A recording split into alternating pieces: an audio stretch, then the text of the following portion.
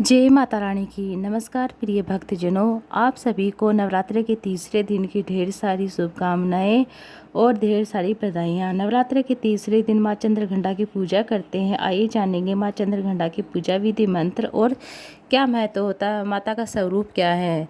देवी चंद्रघंटा को शक्ति और साहस की देवी मानते हैं। इनके मस्तक पर घंटे के आकार का एक अर्ध चंद्र सुशोभित रहता है, जिस कारण इन्हें चंद्रघंटा के नाम से जानते हैं। नवरात्रि का पर्व देवी दुर्गा के 9 स्वरूपों की उपासना के लिए विशेष रूप से महत्वपूर्ण माना जाता है। इन 9 दिनों में प्रत्येक दिन एक विशेष देवी की पूजा की जाती है। नवरात्रि के तीसरे दिन माँ चंद्रघंटा की पूजा की जाती है, जिनका स्वरूप सौम्य और शांति पूर्ण होने के साथ साथ अत्यंत ही शक्तिशाली भी हैं। देवी चंद्रघंटा को शक्ति और साहस की देवी मानते हैं। इनके मस्तक पर अभी मैंने बताया है कि अर्ध चंद्र सुशोभित है, जिसके कारण इनका नाम चंद्रघंटा पड़ा।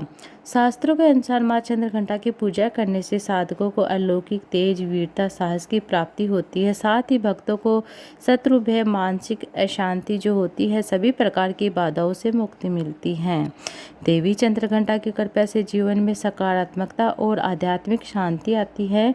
इनकी उपासना करने से व्यक्ति के भीतर जो आत्मविश्वास होता है, धैर्य होता है, वह बढ़ता है, मनोबल मिलता है, जिससे वह अपने जीवन में आने वाली जो भी कठिनाइयाँ होती है, परेशानियाँ होती हैं, उनका सामना आराम से कर सकते हैं। ये चंद्रघंटा की कृपा से साधकों के जीवन में सुख, समृद्धि और उन्नति का संचार देखने को मिलता है।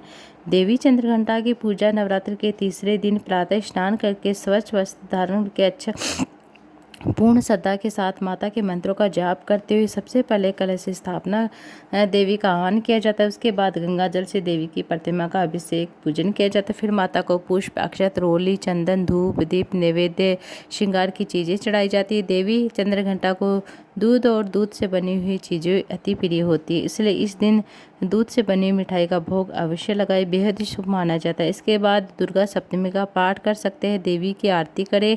माता को कमल और पीले फूल अर्पित करना अत्यंत ही शुभ माना जाता है। पूजा के अंत में देवी से परिवार की सुख, समृद्धि और सुरक्षा की प्रार्थना करें। माँ चंद्रघंटा की कृपा पाने के लिए आप मंत्रों का जाप कर सकते हैं और साथ ही साथ माँ चंद्रघंटा के बीज मंत्र हैं: ओम देवी चंद्रघंटाय नमः, एम श्रीम सत्यके नमः। इस तरह से आप मंत्रों का जाप कर।